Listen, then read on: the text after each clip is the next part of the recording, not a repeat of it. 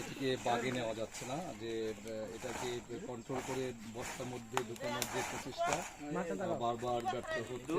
বস্তার মধ্যে ঢুকানো হলে আবার বেরিয়ে চেষ্টা অব্যাহত রেখেছেন সুন্দরবন শহর ব্যবস্থাপনা কমিটির সদস্যবৃন্দ, বিটিআরসি এবং সিটিভির সদস্যরা। দেখতে পাচ্ছেন সাপটিকে কিভাবে বস্তাবন্দি করা হচ্ছে।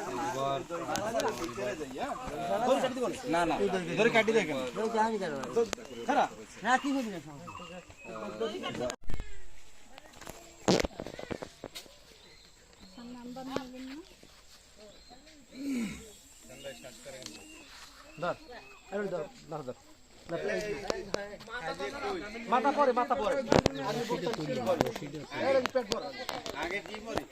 আগে পরে লেস মাথা তো বাঁধা আছে এই জায়গাটা জিবরে ধর একজনে ওই মাথা বাঁধা থাকলে হইবে হইবে আজ ধরা লাগবে না আও না কা তুমি আগে না সে ছাগলটিকে খেতে পারেনি বলে তার যে ক্রোধ সেটা এখনো কাজ করছে, কিন্তু তার ক্রোধ তো ধরা পড়ে গেল সিপিজি এবং বিটিআরটি সদস্যদের হাতে। অজগর 18 ফুট লম্বা এবং প্রায়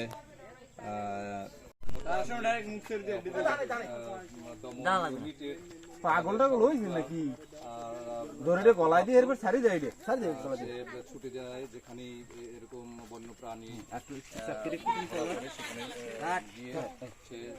সহায়তা করে বন্য খাওয়া তো ভিতর ঠিক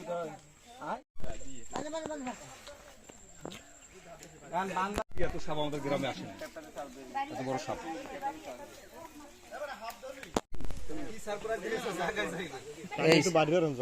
সারপ্রাইজ ভালো আছে খাওয়া তো ভিতর ঠিক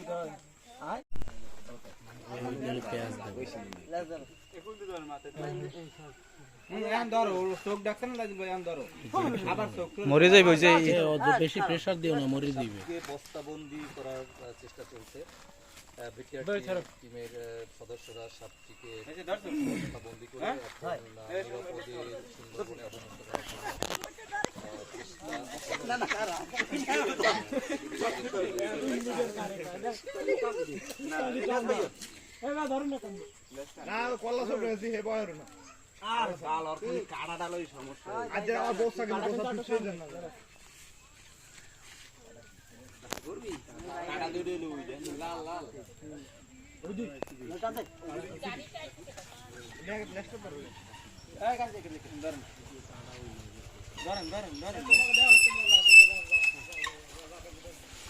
আগে মাছ খান